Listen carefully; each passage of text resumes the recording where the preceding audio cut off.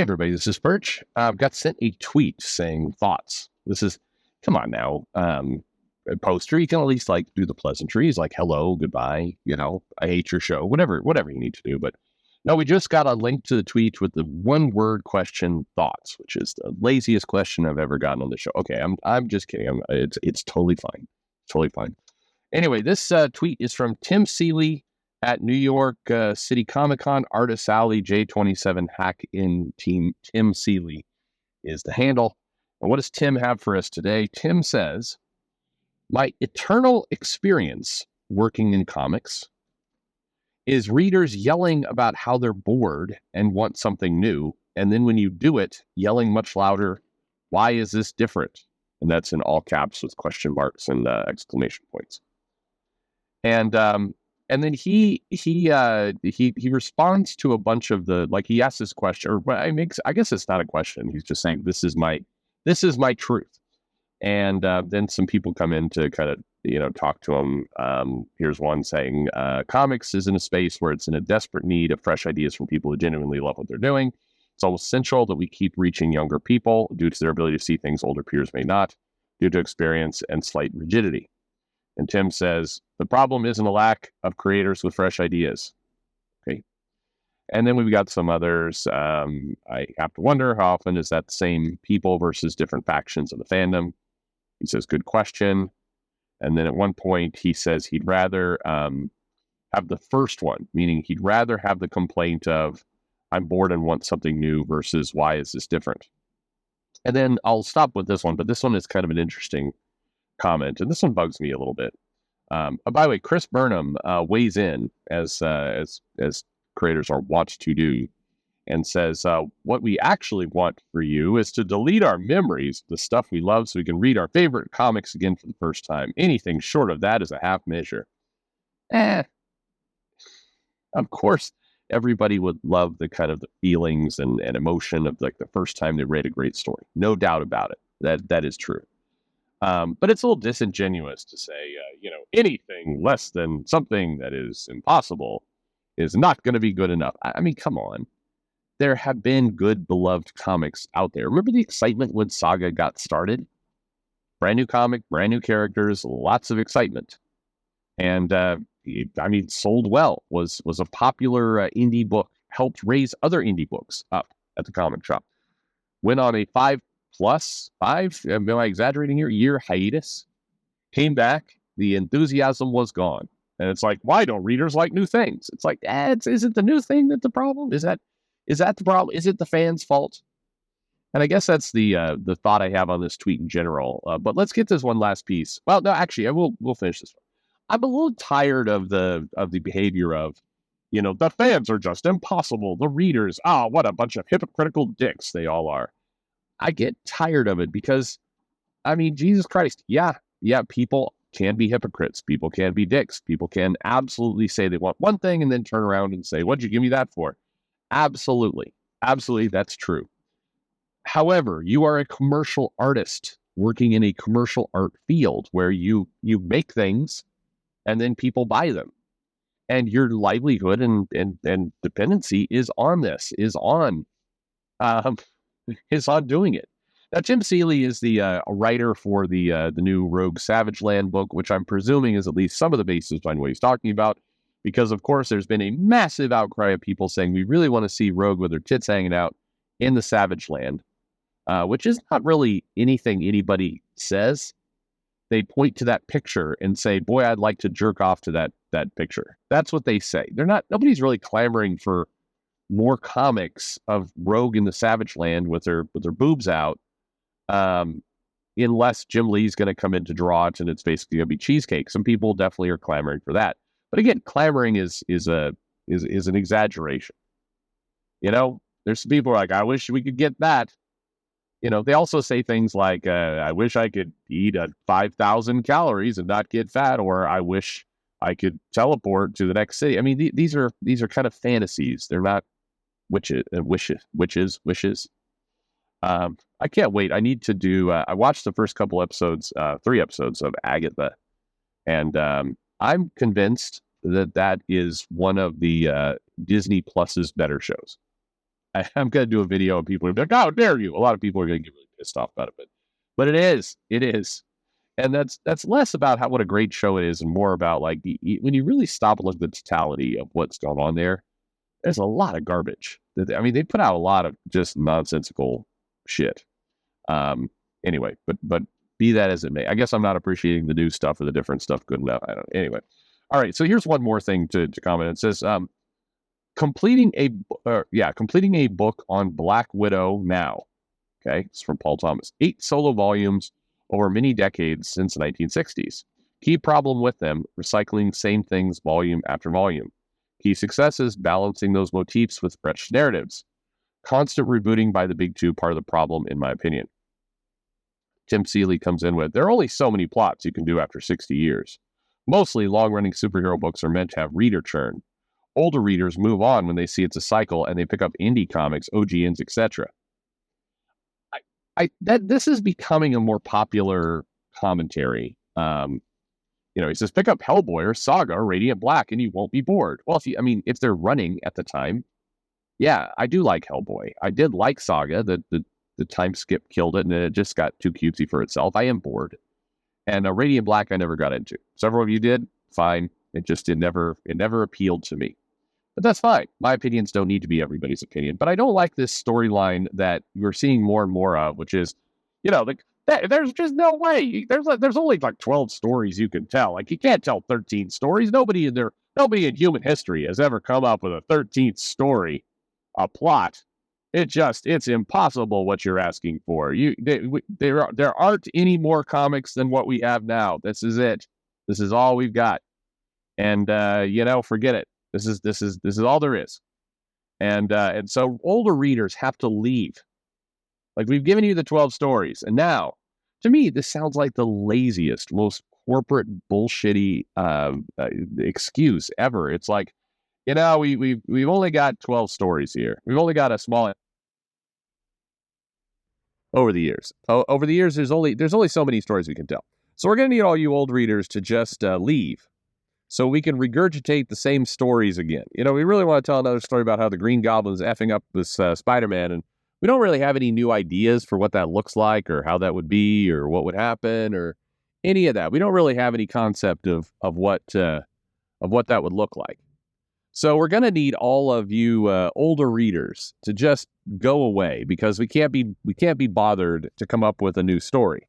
We're going to have to just keep telling the same old story again, and that's what we're going to get. So if you guys can all just, please leave so we can just do the same shit we've been doing for the last couple decades, that would be great, okay? That'd be wonderful. If you guys could just kind of go away, and then we could just kind of do the same old shit again. That's what we'd like to do. Sorry, I'm exaggerating a little bit, but that's always what this feels like. And it's this increasing thing. When I see it from a writer, it just, I want to say, you know what? You shouldn't be doing comics. I'm sorry. If your excuse coming in is, all the possible stories of this character has been told. There's nothing you could possibly do with the Incredible Hulk. All the stories have actually been told. Well, I'm not the biggest fan of Al Ewing, but Al Ewing somehow managed to do a multi-year run, 50 issues, of the Incredible Hulk telling a new story. Somehow he figured it out. And it was popular, and people liked it. Al Ewing, made some kind of deal with Satan to do that. Come on, Perch, you can't use that as the norm. No, I can, because there are people who've come in and done brand new takes on things and tend to get rewarded for it. Everybody can shit all over Bendis, and they often do. But the reality is, a guy came into the Avengers, figured out a way to tell a different story, multiple stories, did the whole Secret Invasion thing, did the whole Dark Reign thing, and people responded to it. They bought it. They enjoyed it. He took Peter Parker's Spider-Man, largely retelling a lot of the same plots, with some different twists, and people liked it. It sold well. These things can work. They do work, but they do take a talented writer to do it. And when writers come in and go, the problem is the old readers just keep, there's just no new story we can possibly tell.